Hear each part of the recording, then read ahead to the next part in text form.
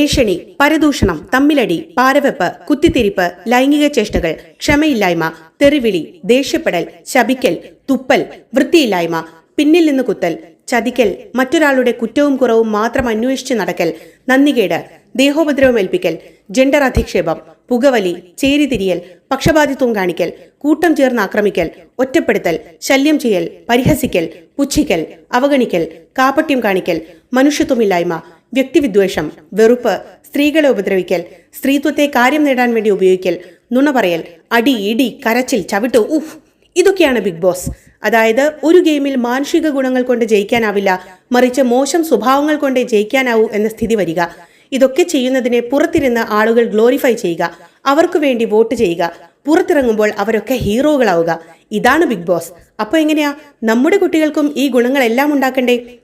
കുട്ടികളെയും കൂട്ടി നമുക്കും ബിഗ് ബോസ് കണ്ടാലോ?